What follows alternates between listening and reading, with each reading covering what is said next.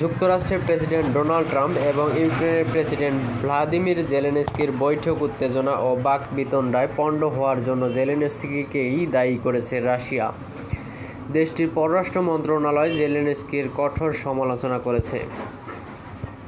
সামাজিক যোগাযোগ মাধ্যম টেলিগ্রামে পোস্ট করা এক বার্তায় রাশিয়ার পররাষ্ট্র মন্ত্রণালয়ের মুখপাত্র মারিয়া জাকারভ বলেছেন, বৈঠকে জেলেনস্কি যে পরিমাণ উদ্ধত্ত প্রদর্শন করেছেন তাতে তার গায়ে হাত তোলা থেকে বিরত থেকে সংযমের পরিচয় দিয়েছেন ট্রাম্প। টেলিগ্রাম পোস্টে এ প্রসঙ্গে জাকারভ বলেন, আমি মনে করি জেলেনস্কি এ পর্যন্ত যত মিথ্যে বলেছেন সেসবের মধ্যে সবচেয়ে বড় মিথ্যা ছিল 2022 সালে যুদ্ধ শুরুর সময় কিয়েভ একা ছিল এবং কেউ তার পাশে ছিল না। যে হাত তাকে খাবার দেয় সেই হাতেই কামড় দিতে উদ্যত হয়েছিলেন জেলেনস্কি। তার এই উদ্ধত্তের পর ট্রাম্প এবং ভ্যান্স, মার্কিন ভাইস প্রেসিডেন্ট জেডি ভ্যান্স তাকে শারীরিকভাবে আঘাত না করে যে সংযমের পরিচয় দিয়েছেন তা রীতিমতো বিস্ময়কর। জাকারোভার চেয়ে আরও এক ধাপ কঠোর প্রতিক্রিয়া জানিয়েছেন রাশিয়ার সাবেক প্রেসিডেন্ট এবং বর্তমানে দেশটির সর্বোচ্চ নিরাপত্তা ফোরাম রাশিয়ান সিকিউরিটি কাউন্সিলের উপপ্রধান দিমিত্রি মেদভেদেভ। টেলিগ্রামে পোস্ট করা এক বার্তায় মেদভেদেভ বলেন, এই বার্তায় ট্রাম্প ওই কোকেন ক্লাউন অর্থাৎ জেলেনস্কি এর মুখের ওপর সত্য কথা বলেছেন। তিনি বলেছেন যে কিয়েভ তৃতীয় বিশ্বযুদ্ধ নিয়ে খেলছে।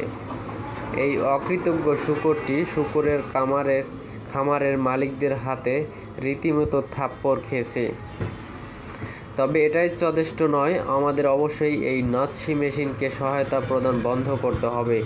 রাশিয়ার রাষ্ট্রায়ত্ত আন্তর্জাতিক মানবিক সহায়তা সংস্থার প্রধান নির্বাহী ইয়েভগেনি পিমাকভ এক টেলিগ্রাম পোস্টে বলেছেন, বৈঠকের সব কিছু সবাই দেখেছে।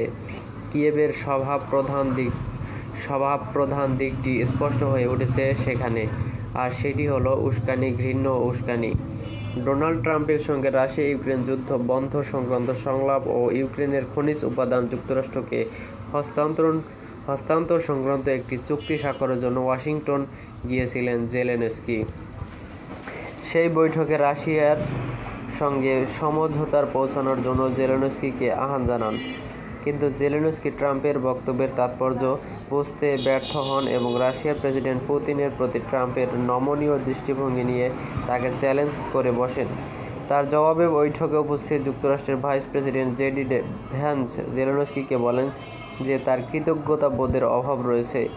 এভাবে এক-দুই কথায় বৈঠকের পরিস্থিতি উত্তপ্ত হয়ে ওঠে এবং এক পর্যায়ে ট্রাম্প তার সহকারীদের মাধ্যমে জেলেনস্কিকে চলে যেতে বলেন।